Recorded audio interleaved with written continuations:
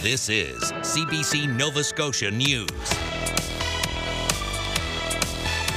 Stadium saga. Uncertainty swirls around the pitch for a mega project proposed for HRM. Wartime reunion, a tale of survival thanks to a Dutch farmer who took a chance.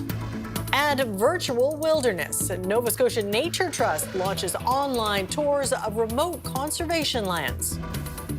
Increasing clouds and a chance for showers rolling in overnight in through Wednesday. Will be a province divided temperature-wise. Your full forecast is coming up.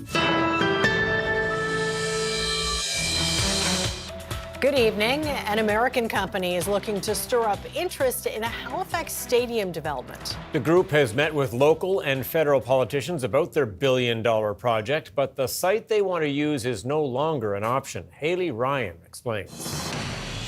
The debate has raged for years. Does Halifax need a major stadium, and where would it go? American company Ridgehaven Holdings is the latest to enter the conversation. The group has told various media outlets they want to create a billion-dollar complex with a CFL-size stadium, hotels, and housing. Halifax Mayor Andy Fillmore says he met with the group last month. The first thought is no public money, so we're clear on that. But if someone wanted to build a stadium, there's no question that does bring with it regional benefit. It brings tourism, it fills hotel rooms, it makes restaurants busy. No official plans are in front of the city yet. Ridgehaven has said they wanted a location near the Halifax airport off Highway 102. But the president of Clayton Developments, part of the group owning the land, says that's not happening. So that's kind of where we sit right now, is that just the details and the data that would be required to proceed with a project of that magnitude was never fully completed. So we basically decided to move on and use the land for other purposes. Brunt says they are planning for a mixed-use housing community on the land when services are ready. CBC News reached out to Ridgehaven but have not received a response. Premier Tim Houston says the group has spoken with the provincial government, but there are no specific requests yet. But if there are things that have dual purposes, such as water and sewer, may fit that bill, roads may fit that bill, those are discussions we're willing to have. I haven't personally had any of those discussions, but I'm intrigued by it, I would say. The pitch has also made it to Ottawa. If anybody's interested in doing business in Nova Scotia, we're obviously going to take the phone call. But at this stage, it's in the preliminary phase of planning site selection. Haligonians are mixed on the idea of a stadium or a possible CFL team. It's not like university in the States where they have such a intense following. So I just don't feel like it's as popular here. I think it's long overdue. They should have had one for, they could have got CFL football down here, which I think the fans would really appreciate. It remains to be seen where or if the project can get off the ground. Ryan, CBC News, Halifax. Some Nova Scotians are raising concerns about the quality of care their loved ones are receiving in nursing homes impacted by the CUPE strike. Thousands of long-term care workers across the province have been on the picket lines since April the 13th.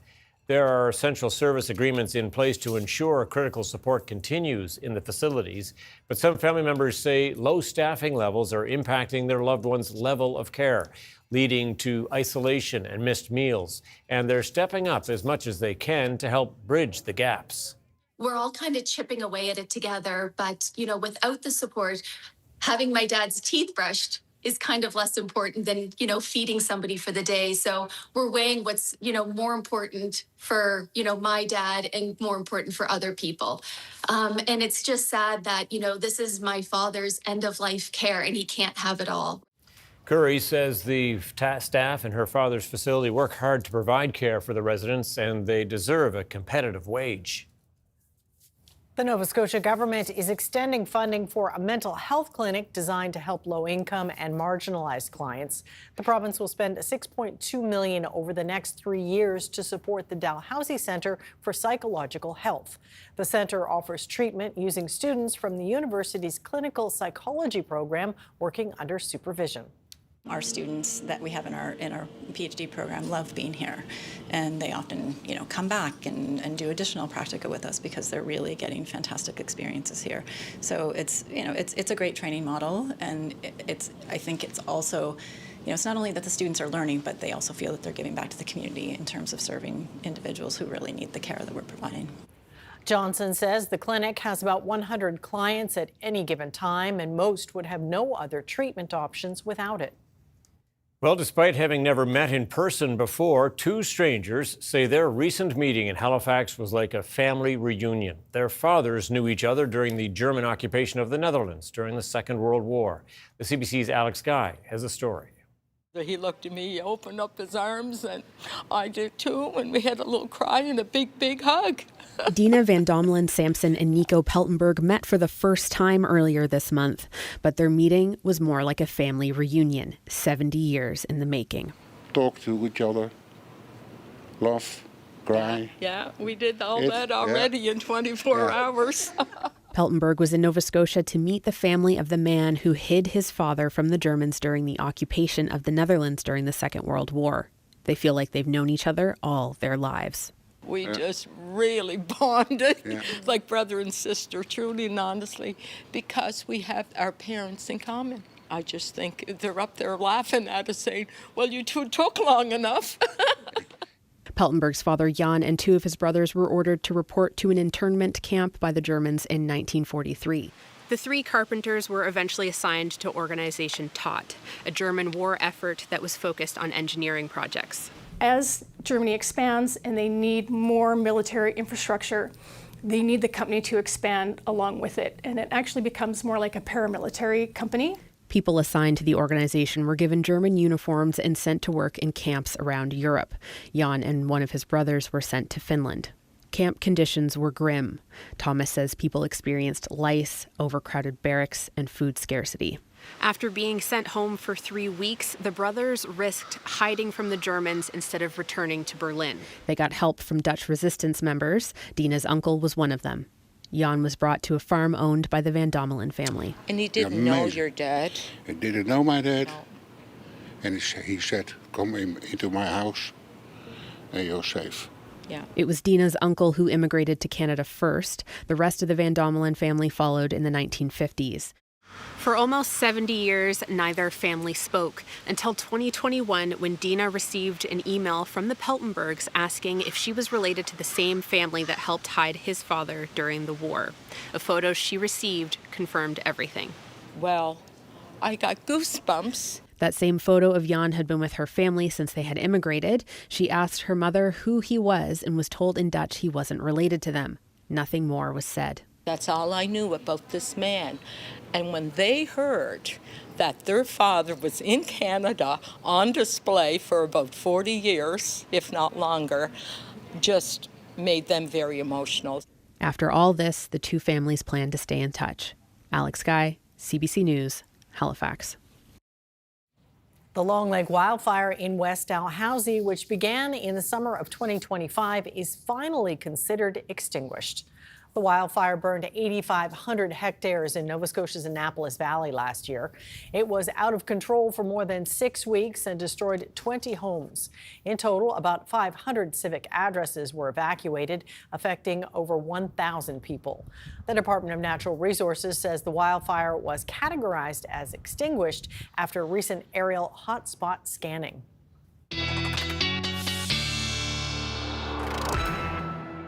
Well, a pretty nice day in Nova Scotia today. Here's Ryan Snoddon. Yes, absolutely wonderful to see all that sun. It certainly was. We'll see a little bit of sun in the mix again tomorrow. The further west you are, the brighter the sky and the warmer the temperatures as well. Let's first have a look at those highs today, because it was a very nice day, especially across the mainland. Temperatures obviously struggling here. Guysborough County into Cape Breton, 9 to 12 degrees, generally speaking. But most of us, into the 20s. Now, tomorrow, the 20s will be limited to likely in and around the Kedzie area. We will see pretty close to that. Kentville, Yarmouth, that western part of the province will be the warmest. But look at how temperatures really cool off to the east. Just 6 degrees for Cape Breton tomorrow with that southeast flow. And yes, more wet weather for the east as we work our way through the overnight. We've got showers moving in, and then this front really divides the province tomorrow temperature-wise and condition-wise, and then it sinks southward. We're all into the mix for the cooler temps as we move into the Thursday time frame. Full forecast coming up. Do stay tuned. Right. Okay, thanks, Ryan. Thank you, Ryan. Thank you. Well, DFO has seized more than 1,000 pounds of lobster and arrested 3 people in Port Latour. On May the 14th, officers confiscated 72 traps with invalid tags or traps that were untagged in Lobster Fishing Area 33. Officers detected the non-compliant traps during at-sea patrols.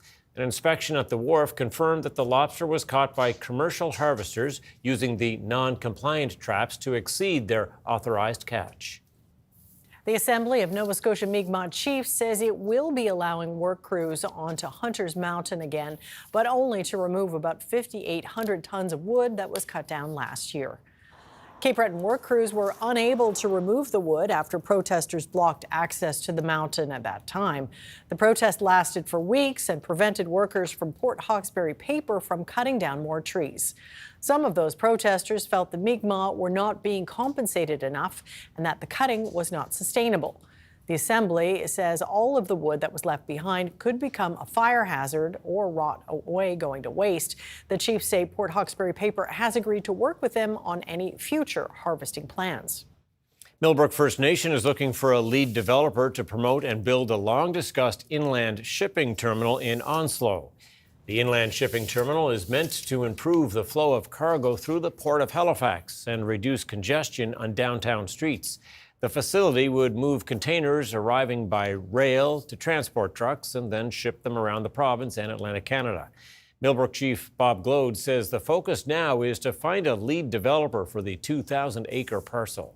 Now we feel that we're more ready and available to seek out those partnerships and those relationships to attract some businesses and opportunities here to build that out. So, and that's the plan forward. So we can hopefully get shovels in the ground as early as this fall or the following year to start the development and moving forward. Glode says conversations are ongoing with other levels of government to include funding for new road infrastructure. Well, there is a new way to see some of the most picturesque parts of Nova Scotia without leaving your house. The Nova Scotia Nature Trust is introducing virtual tours of some of its conservation areas. The CBC's Ethan Hunt has that story. Some of the wildest and most delicate protected areas in Nova Scotia are now accessible from your living room. Anna Weinstein is the Marketing and Communications Manager for the Nova Scotia Nature Trust. She says they have been working on virtual tours since the pandemic. There was a time when we weren't allowed to go out into nature for good reasons, but I think a lot of people at that time realized how much they missed it. 6 years later, the Trust introduced their first virtual locations. The Hidden Wild in Our Nature launched in early May. The online project offers 360-degree stories of the areas, with pictures and videos explaining the importance of the protected lands. We invite people to come explore them as much as possible. But the reality is that, it's just not possible for a lot of reasons. There are some of the land is inaccessible, some of the land is intact because it's inaccessible. Some of it might have features that are just really better left to their own devices. And then there are, people have personal reasons why getting out into nature might be hard. Weinstein says some of those reasons could be mobility issues, safety concerns, or affordability. She says these free virtual tours allow you to see these protected areas regardless of circumstance. 2 conservation area tours have been published so far. One explores the Blanche Beach in southwest Nova Scotia. The story shows the tides coming in and the plants below the water surface. The second tour flies over the plaster cliffs and even takes viewers underneath the cliffs to see the constantly eroding landscape. So even if you were there, you wouldn't really know what's going on below the surface, but it's all contributing to what makes this place so special. The Nature Trust plans to add more locations, including a snowy ecosystem in the coming months. Weinstein hopes that virtual tour will help cool off viewers during the summer heat. Ethan Hunt, CBC News, Halifax.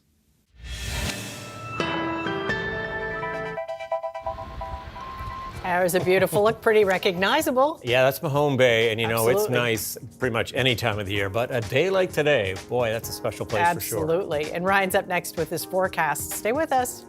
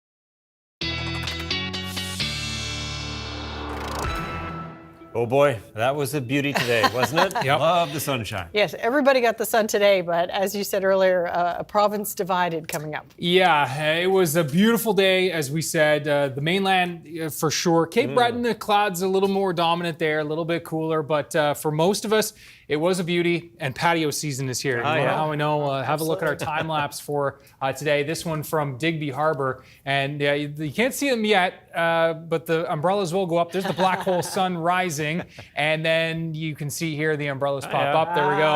What a nice great day spot. Patio season.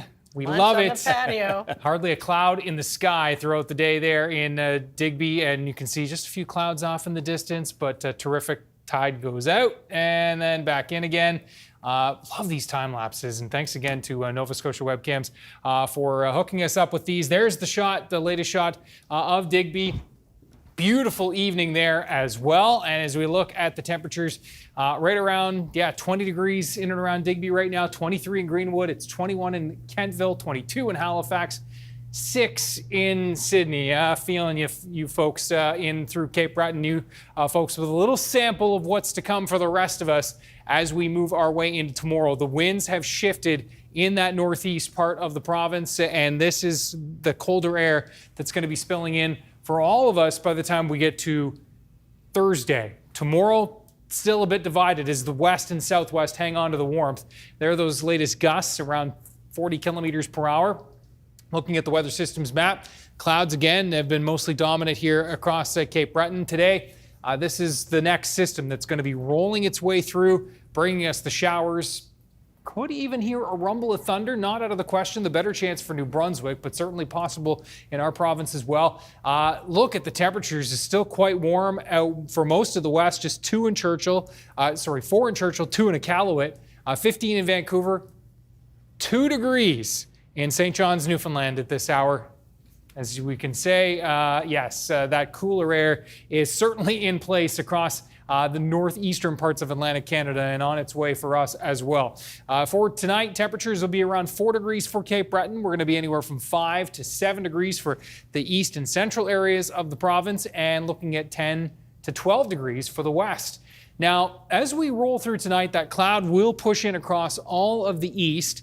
Still hanging on to partly cloudy skies in through the southwest, and here come those showers after midnight, but they will march through basically from northwest to southeast, and we will be watching, basically drawing the line from Annapolis Royal across to Lunenburg County. That's going to be our best chance of seeing some showers overnight. And again, as we move our way into tomorrow, I think that line will be maybe a little bit further to the northeast, but overall, central east, the chance for showers, especially Cape Breton, especially in the morning. And then as we move into the afternoon, it's more of an isolated risk in the southwest, into that little bit of sunshine, into that little more of a southwest flow, and that will keep temperatures milder there. It's a southeast wind for Cape Breton tomorrow, so temperatures 5, 6, 7, and 8 degrees. Warmest temps will be away from those onshore winds for places like Inverness County.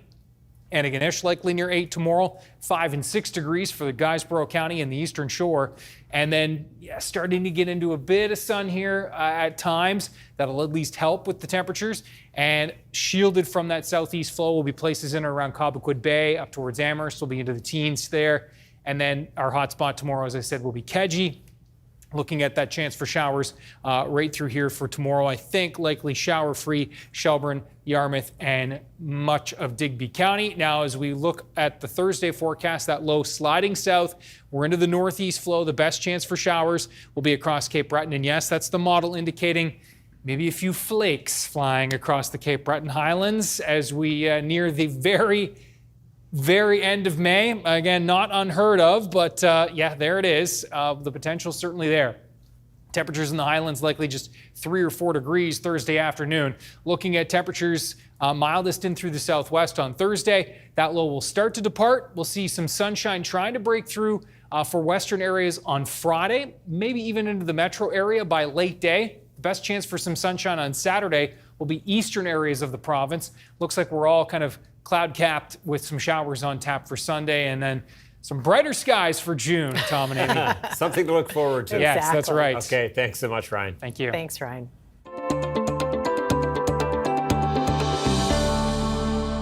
Last week, we brought you the story of 20-year-old Quinn Strang. After his own battle with cancer, he's hitchhiking across Canada to raise money for cancer research. The CBC's Hannah Rutherham caught up with him and as he was passing through Fredericton. Okay, this is still day one of hitchhiking across Canada for cancer research. I have no clue what I'm doing, but it seems pretty straightforward. I have a sign and a hat that spins, and I'm gonna stick my thumb out. 20-year-old Quinn Strang from Moncton is currently in the middle of a hitchhiking journey across Canada to raise money for the IWK Health Centre and the Terry Fox Foundation. The journey is inspired by his own experience with cancer. I had cancer when I was 15. I was diagnosed with Ewing sarcoma, so I had a tumor in my femur that spread to my lungs and my lymph nodes. So I had about a 15% chance to live or something like that. I had to stop basketball for my JV year, and treatment wasn't fun, but I got through it, got back on the courts, and then my senior year I relapsed, so I had to get a femur transplant after I graduated, and I'm still recovering from that, but I'm cancer-free for almost 3 years. So.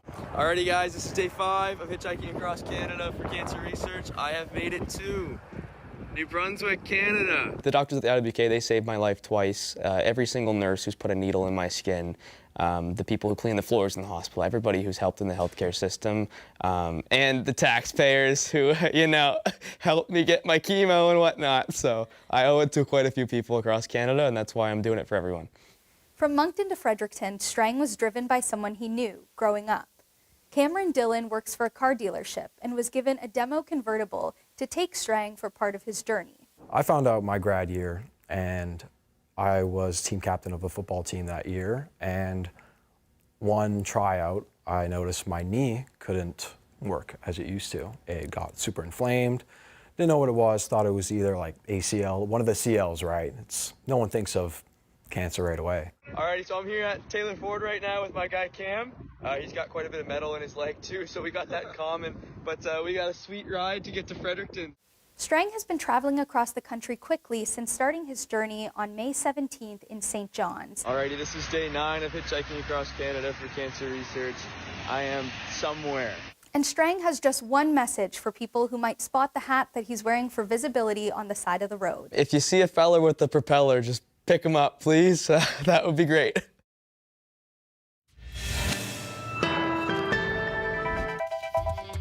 Coming up, as the CUPE strike enters its 6th week, some Nova Scotians worry their loved ones in long-term care are paying the price.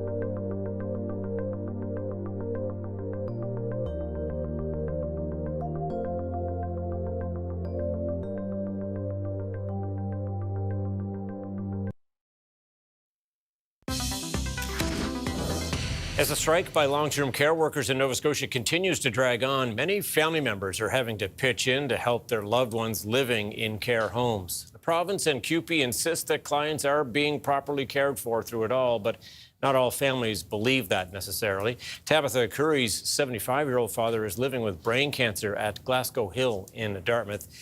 Ms. Curry, I'm just wondering, you have been critical of the care your father had been receiving early on in the strike. I'm wondering, has that care improved? I know the facilities are trying. After all, that is their job. But the things that I'm seeing still, they are working away at it. They're chipping away at it. I do get dozens of messages a day at many of facilities and people reaching out to me, letting me know that their families and their loved ones still aren't being cared for properly. So what kind of issues are you referring to there?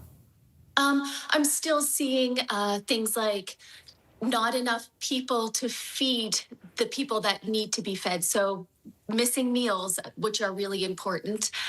Seeing people being in bed longer than they should be, being wheeled out at lunchtime, having breakfasts delivered to them, just things like that within our facility.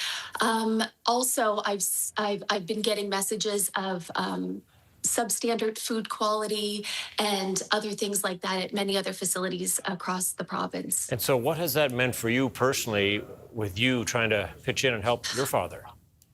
Well, it's each day is new. So I go there, hoping for the best, just to support him and help him through his day-to-day things, as well as the staff there. They don't have time to do everything. So if I can, give my dad a shave or, maybe get his teeth brushed or something like that, because he can't do any of that himself. So we're all kind of chipping away at it together. But, without the support, having my dad's teeth brushed is kind of less important than, feeding somebody for the day. So we're weighing what's, more important for, my dad and more important for other people. And it's just sad that, this is my father's end of life care and he can't have it all right now throughout the seven weeks that he's been fighting through this. I know I've heard you say you've had to advocate for your father during this strike. I'm wondering, what's the lesson there for other people who feel their loved ones might be in a similar situation, and how did it turn out for you? Well, I think advocating for your loved one is probably one of the most important things we can be doing right now. If you're not there, talking to them, I know that if my father could speak or have a conversation, he wouldn't want us to worry and he would give us the most positive, conversation and outcome. But because he can't and he can't advocate for himself, being the eyes, for your loved ones is really important because we, get to see it differently than maybe they are seeing it. Or, they're just appreciative to be given care regardless of the level of it. And we know the difference. So what do you want the politicians and the union to do in all of this?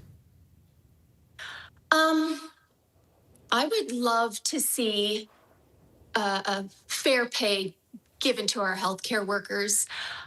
From what I've seen the past 14 months that my dad has been in there, they really care for him. They've turned into his family.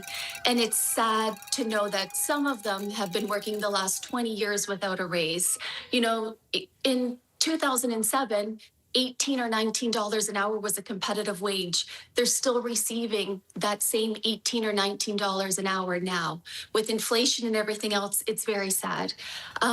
I guess what I'd like to say to the politicians is put yourself in their shoes.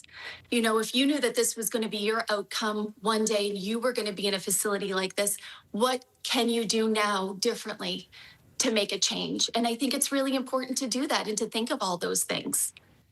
And so when you hear the union or politicians say the standard or the level of care remains high despite the strike, what are your thoughts?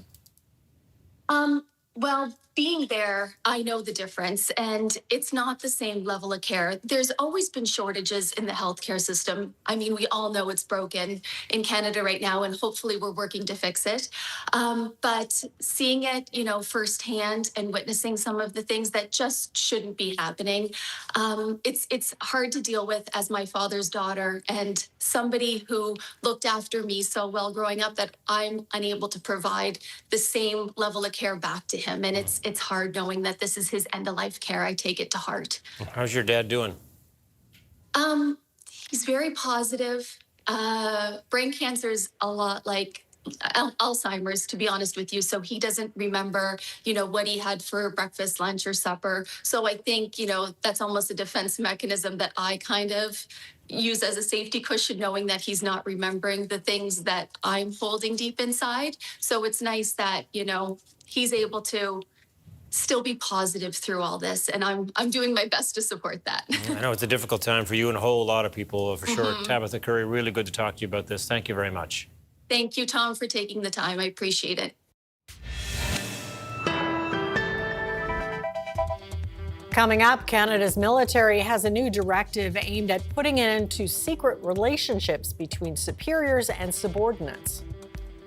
And rescuers in Laos are racing to reach a group of villagers who have been trapped in a flooded cave for a week.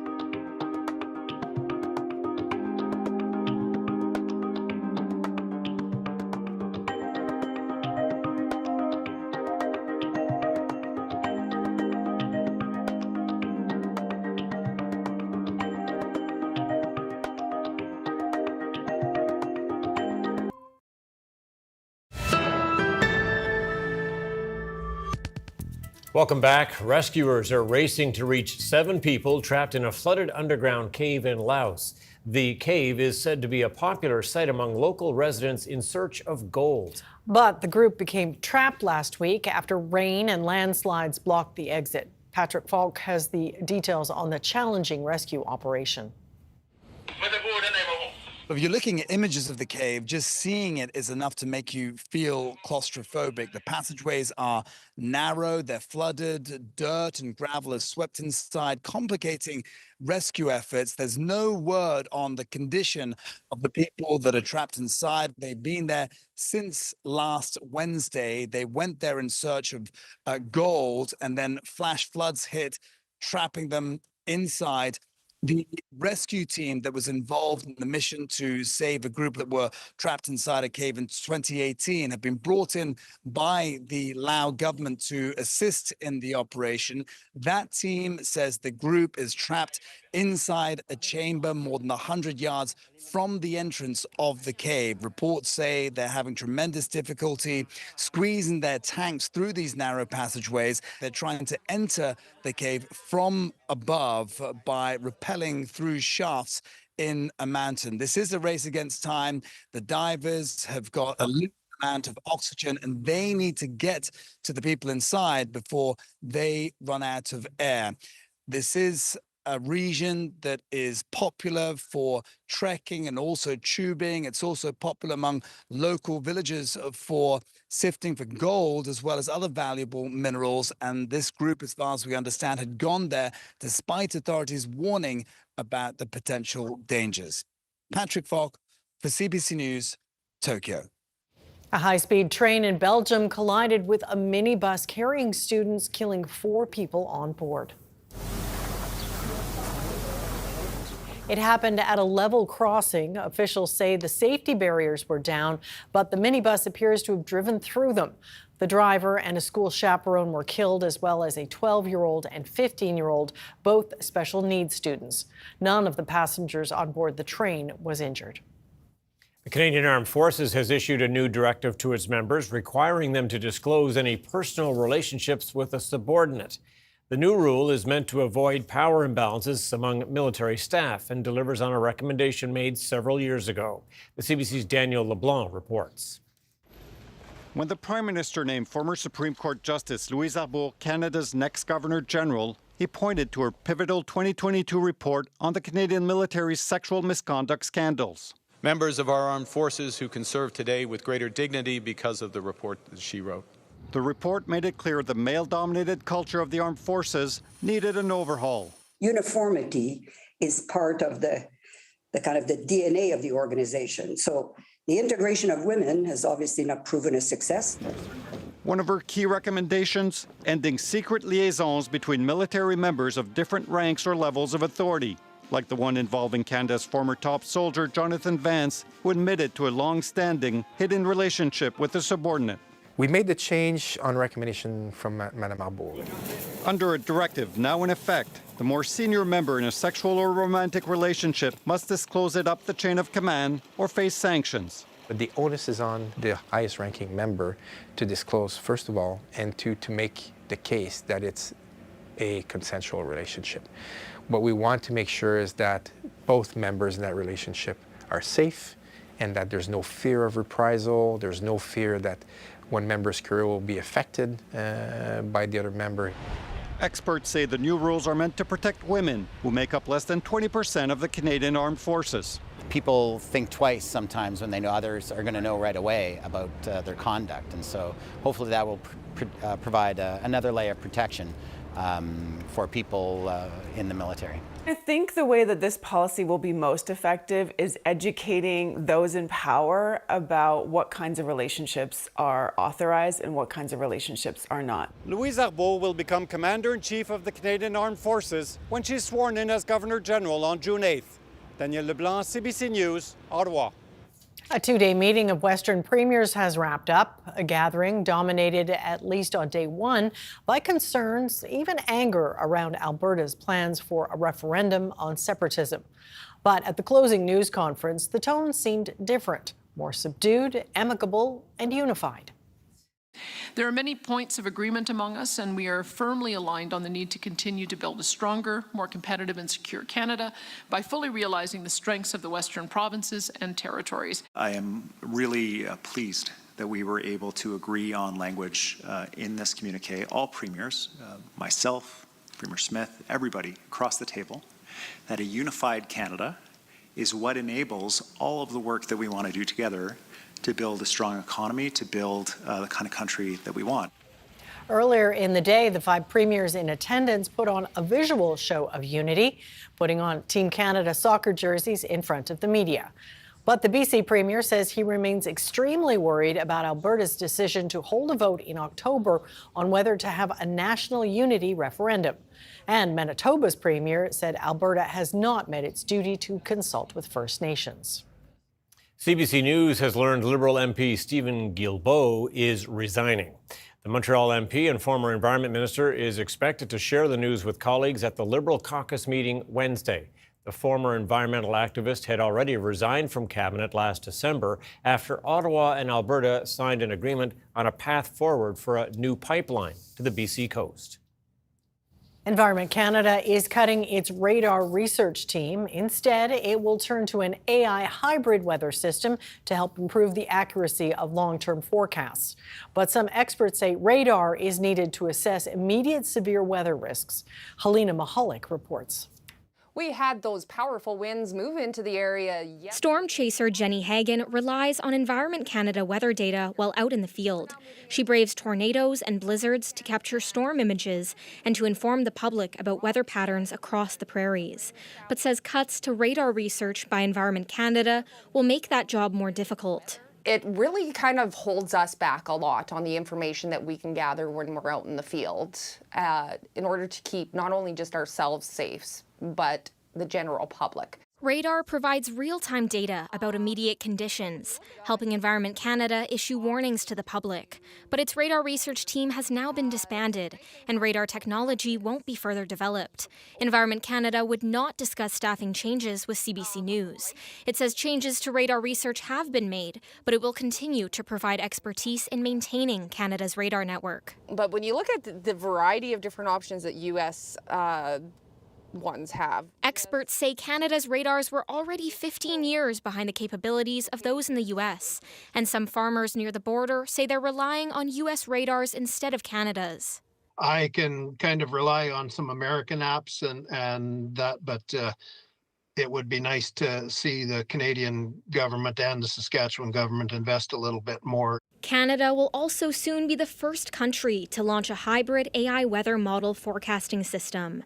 But experts like David Sills say this does not replace radar when it comes to the immediate risk on the ground. We actually have done studies where we looked at what is the radar imagery that was in front of the forecaster when that tornado was missed. And a lot of times it's because the quality of the radar image is so poor that it's hard to tell that there's potential for a tornado there. Environment Canada researchers are optimistic the AI technology will get better. But in the future, we hope that with AI, we can improve all ranges of forecasts. David Sills has started a letter-writing campaign urging people to ask elected officials to reverse the cuts. 8,000 letters were sent in the first 48 hours. Sills says improved detection of hail, tornadoes, and flash floods are needed to improve public safety. Helena Mahalik, CBC News, Saskatoon. Tim Hortons is promising to hire 10,000 local workers. It's part of a plan to push back against criticism of its previous hiring practices. And as Karen Pauls explains, the move comes as a former U.S. rival eyes a return to Canada. Can I please get a dark roast, an iced coffee, and a pack of Tim's new rookie cards? Nice. Tim Hortons has always played to its Canadian roots. I got it. Tim Biebs. Now, the coffee giant plans to open 80 new restaurants, renovate 400 others, and hire 10,000 local staff. Apply today and take the first step. It comes as Dunkin' has announced plans to open hundreds of shops in Canada. How do you like them donuts? I'm so sorry. I think they are going after the same consumer, a younger consumer, the cool factor. So I think that Dunkin' does represent a real threat. The plans may also be a response to criticisms like this. Because Tim Hortons upset a lot of people because they hired so many temporary foreign workers. During pandemic-era labor shortages, Tim Hortons lobbied Ottawa to expand the temporary foreign worker program, but now says that's no longer necessary. We think one of the biggest misperceptions around Tim Hortons is how the temporary foreign worker program has been used. Less than 4% of team members were hired through the TFW program. I think entry-level jobs are really hard to find right now.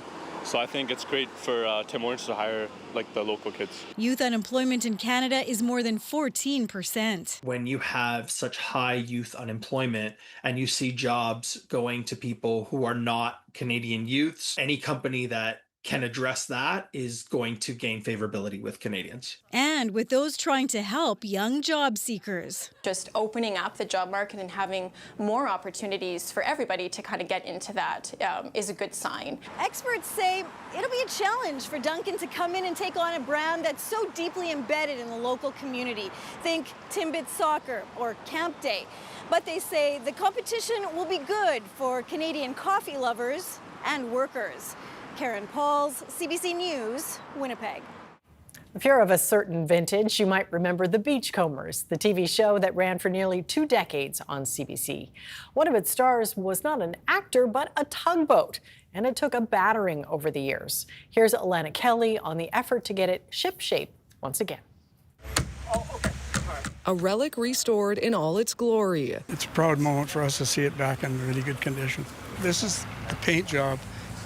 Not exactly the same, but pretty much the same as it was when we first started shooting Beachcombers. Before this log salvaging tug became widely known as the Persephone from the Beachcombers, it was a working boat called John Henry, built in 1963. My dad actually owned the boat. John Smith was also a stunt double in the show. Actually, stunt double Molly, Jackson Davies, Pat John, all the actors on the show, because none of them drove boats.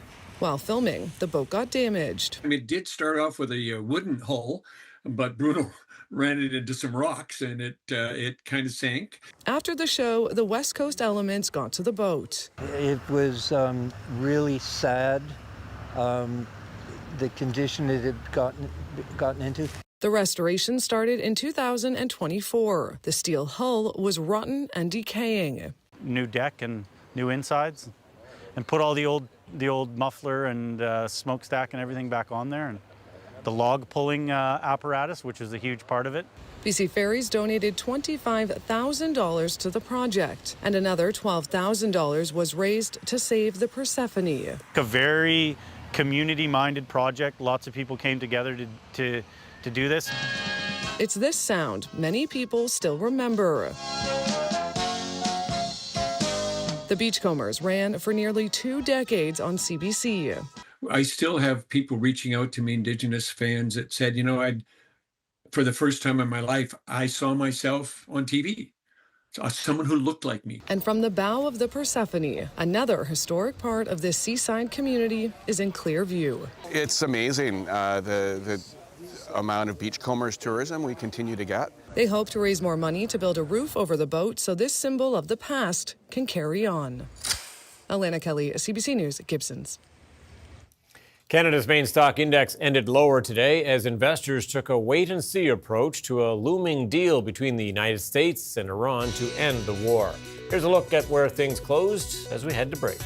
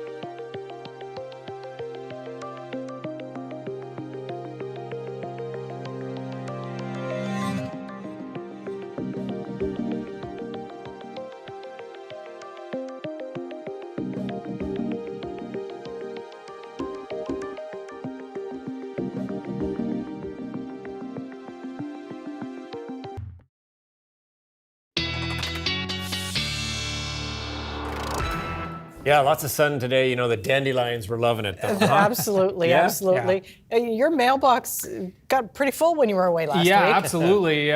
Definitely dozens of new pictures to sort through, and there have been great ones. Always great coming in. Another nice one tonight. Have a look at this. We're going to zoom in on the Avon River, and this is Hant Border.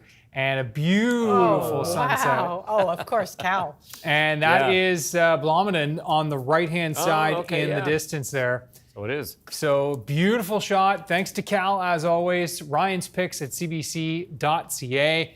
Love that shot. Now, as we look at the forecast for tomorrow, can't really stress enough just how different we will be. 6 degrees, mid-single digits in the east. And yet, I think we'll be into the low 20s for places like Gejim-Gujuk National Park for tomorrow. Just a terrific day there. Black flies not included. They're still biting. Still biting. Yeah, for sure. A couple more days, hopefully, once we move into June. Then the mosquitoes will be out underway. I was going to say. June bugs. Yeah. And June bugs, that's right. Note the winds tomorrow, light in the west, light southwesterly in the west, and it'll be a southeast wind, including for the metro area, which will keep temperatures a bit cooler. We're all into the east to northeast flow for Thursday, so the warmest temperatures will be in the southwest. Shelburne County, likely near 14, 15 on Thursday. That will be our hot spot, but most of us struggling temperature-wise on Thursday. And then we're going to be watching that system moving out, and so what we'll see is a gradual clear out. There's the Thursday setup. Then it will move to the east and into Newfoundland or south of Newfoundland over the Grand Banks, and so that will allow some clearing for Friday in the west. It looks like the best chance for some sun will be in the east on Saturday. That system that will move in then for Saturday night into Sunday, and then hopefully back to seasonal for June. We hope so. Fingers crossed. Ryan, thanks so much for that. Well, 200,000 people gathered in Lleida, Spain for the world's largest snail-eating festival this past weekend.